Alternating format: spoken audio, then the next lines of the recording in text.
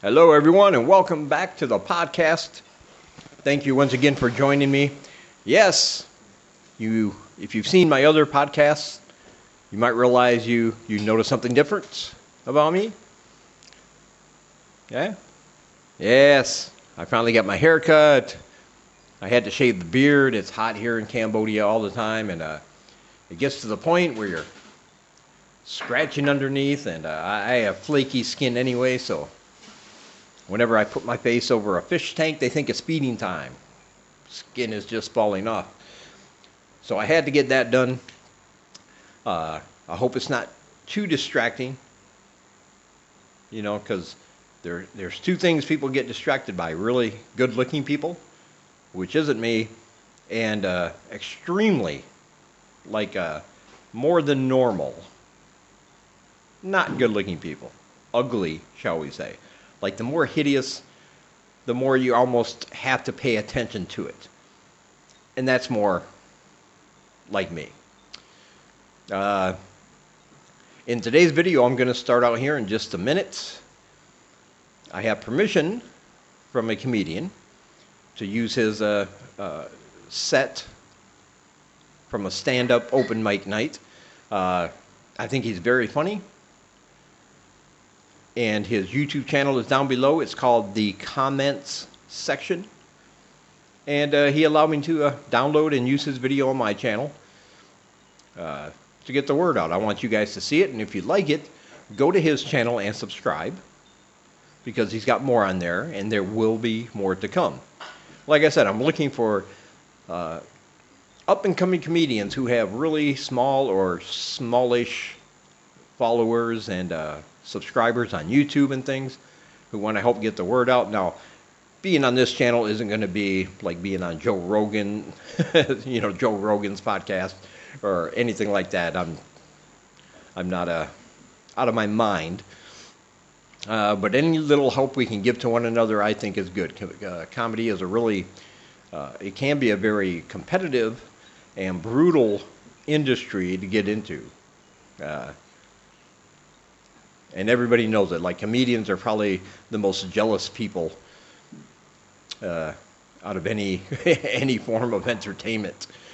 Like, you don't want to follow the guy that has a really good set. Like, if he's up there and he is killing the room, insecure people, like most comedians, will just be like, I don't want to follow him. I'm just going to kill the whole vibe, And secretly, we see somebody bombing on stage, and we're like, oh man, we all have a bad set. It's okay. But inside, we're like, that's the guy I want to follow, because I think I'm better than him, at least tonight.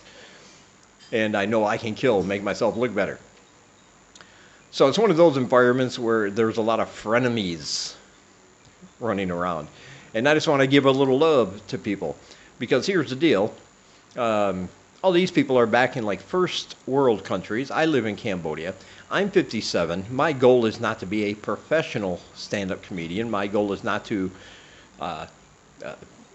be on a TV show or get bit parts in movies, to advance my career. I'm doing this for the fun, I'm doing it for the hobby, and I'm doing it for my love of comedy. But I still take it seriously. I still try to do the best I can when I can get in front of a mic and do a little bit of stand-up. So there's nothing for me to win or lose by promoting these other people. But maybe if they can get a couple more subscribers and somebody more important can get the word out about them, it'll be good for them. And that's all I'm hoping for. Because the ones coming up in the future and the guy tonight, I look at their sets and I think, that made me laugh, this made me laugh, this made me laugh. And in 3 minutes, you make me laugh at least 3 times. For a semi-beginning comedian, that is great. That's all you can ask for. So I'm going to put that on for you right now.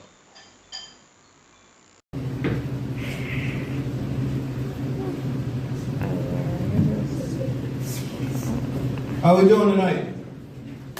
Hey, man, we really ain't nobody. Thank you. I don't understand why women believe in horoscopes so much. Like, some women believe in horoscopes so much it like envelops their entire existence. Like, you could be on the first date with a girl and go, "Hi, I'm Kevin." And she'll go like, "Hi, my name's Ashley, I'm an Aries, and I need you to understand right now, that makes me crazier than most women. All right, Ashley, I'm gonna get out of here before you start telling me your pronouns." You know? But I do get jealous. I get jealous that women get to believe in something so trivial. You know what I'm saying? Like, you know what's the closest men have? Conspiracy theories. And like, some men are so balls deep in conspiracy theories, like, but just like women with horoscopes, men with conspiracy theories are insufferable. Like, conspiracy theories just used to be like Hitler escaped to Argentina. Now it's Jewish space lasers over California. So maybe they were on to something with that Hitler stuff. I don't know. And I'm pretty sure that any woman that seriously believes in horoscopes enough thought at one point, "Oh, it'll just be one black guy." You know? And now there's a disproportionate amount of the population that knows what Hennessy tastes like.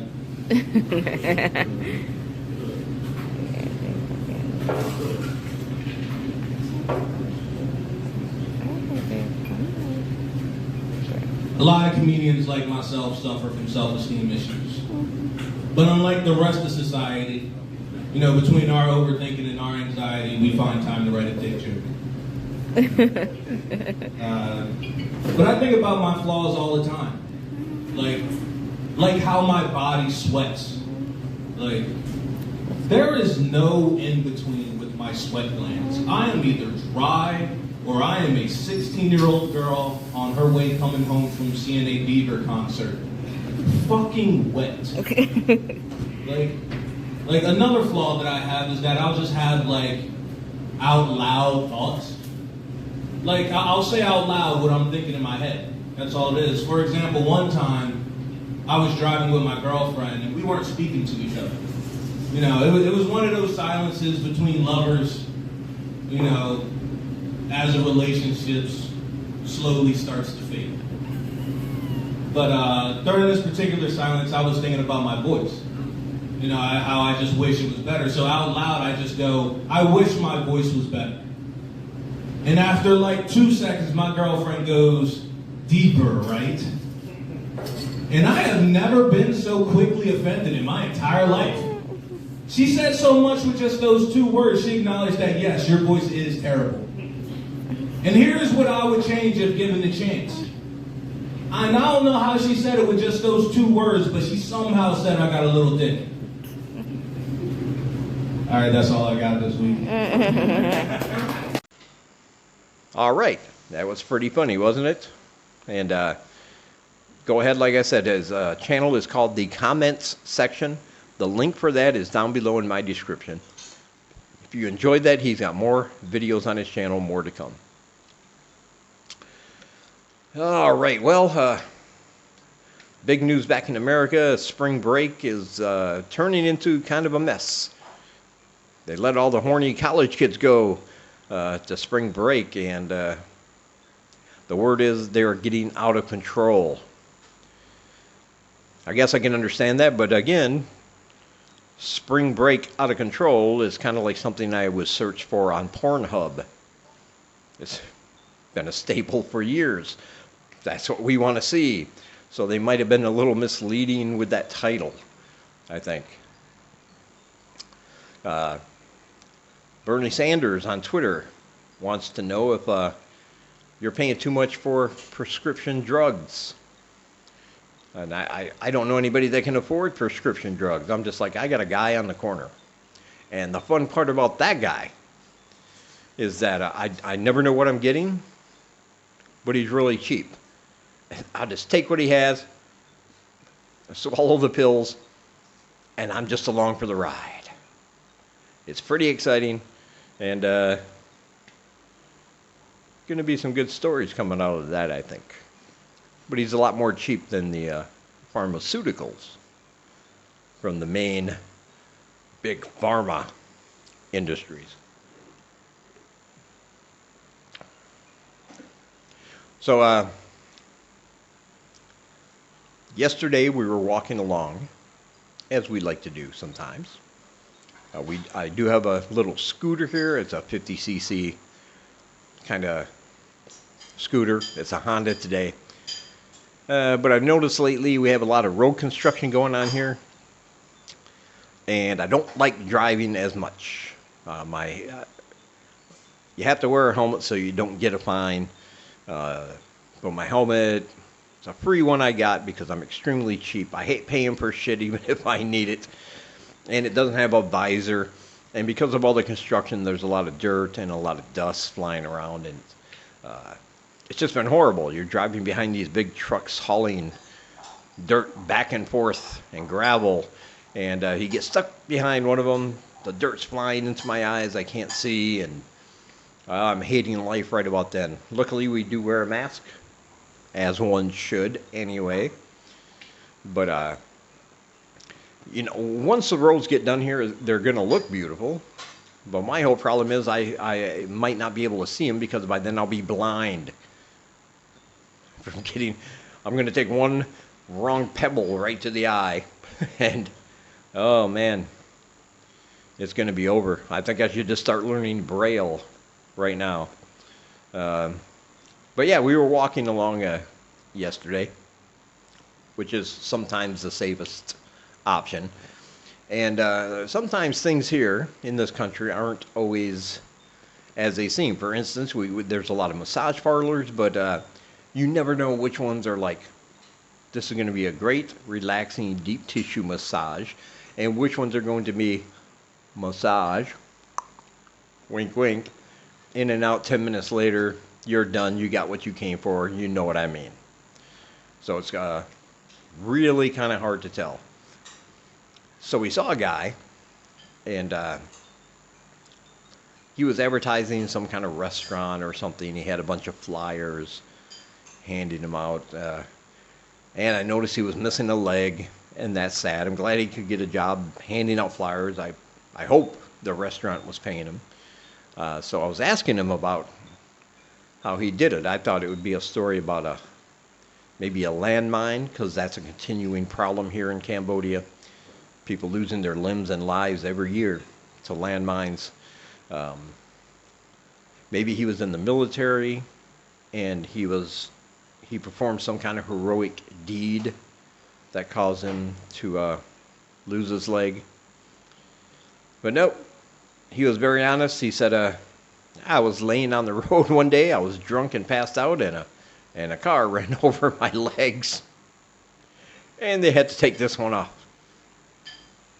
They're having a special at the restaurant, though, only $3 for a bowl of noodles. That's kind of the kind of thing you can expect from here. You're just not expecting that kind of honesty. I mean, I always tell people if to look on the bright side of things. Losing a limb is horrible. I understand, but use it to your advantage. Because if you lost a limb, let's say an arm or a leg, let's say it was just through coincidence or an accident or something beyond your control. You have a disease, something happened, you had a tumor, or whatever. And you tell people that story, they're going to go, oh, okay. They're probably going to feel sorry for you. But why don't you use that to your advantage, especially if you're single? Like if I lost a leg and people wanted to know how, so a girl came up and said, oh my God, what happened to your leg? I'd be like, oh, let me tell you the story. Me and my friends, we took a trip to Mexico. We were swimming in the ocean. We were having fun. But then out of nowhere, we noticed the fin. There was a shark, and it was coming right toward us. This shark was swimming right toward my friends, and I couldn't let that happen. I mean, I could have swam, I could have got out of the way, but I decided to intervene. I jumped in front of the shark and tried to fend it off so my friends could all get to shore, and in the process, he bit off my leg. Because that is going to get you laid. That is going to be a story. After that, I think you could get anything you want, even out of sympathy. That would just be the way that I spin a story like that. But it's still, there's something about this guy's story.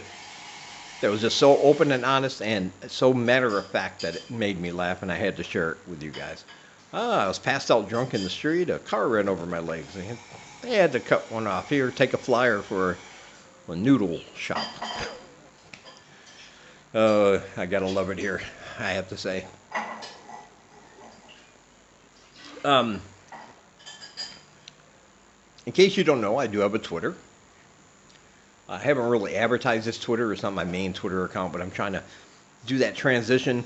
You know how when you have one Twitter account or Facebook account or YouTube account about one thing, and you start and you build that over years and years, and you finally find your audience, you finally find your niche, you finally find the people that want to listen to you or tweet to you or message you.